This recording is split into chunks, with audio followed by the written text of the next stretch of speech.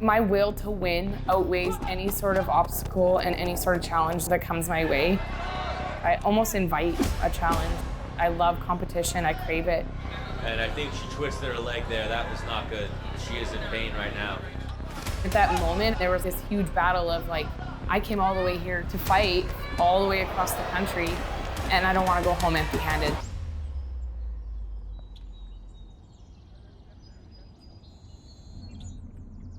If I could do anything in the world right now, more than anything, I'd love to be in the UFC.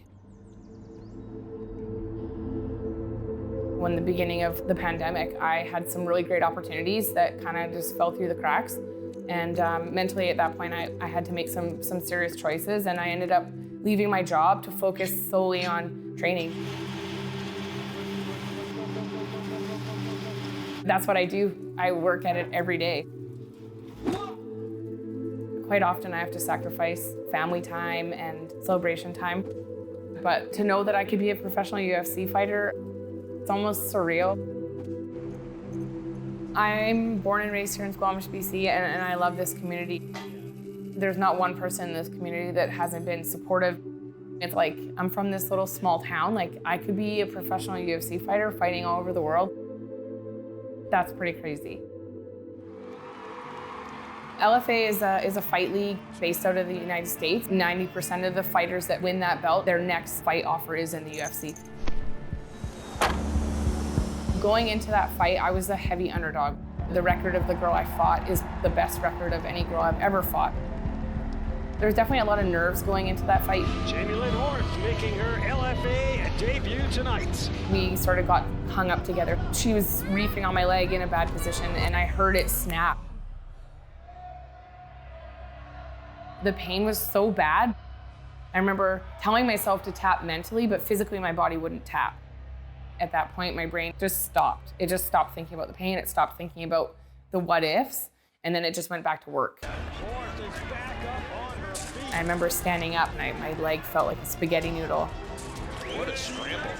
It was like, okay, now every opportunity I have to finish this fight, I have to give it full max effort, because I just don't know how long my leg's gonna last for. The new LFA flyweight world champion, Jamey-Lyn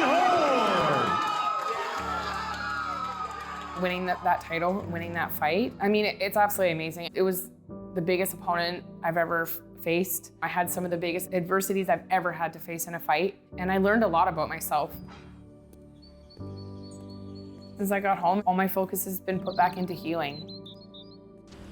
My regular training schedule has now been replaced with self-care. If you feel it there, let's see how that goes. I mangled mostly everything that I could. We decided to take the non-surgical approach. With that comes a lot of being smart and not testing the injury and just trusting the process. We're gonna do 20 seconds to the bell. I'm doing everything right. I'm ahead of schedule by a month. This is not gonna be the end of my career. I still have the ability to work on the mental game and visualize and, you know, put out there what I want next and how I'm gonna attain that. One student wrote about me as a hero, and I was like, what the heck? So, you know, flattered, extremely flattered, and to know that I could be changing or motivating, you know, even one or two younger generational women is just absolutely like amazing to me. To be able to like give back to a community that's given so much to me is like the greatest gift ever.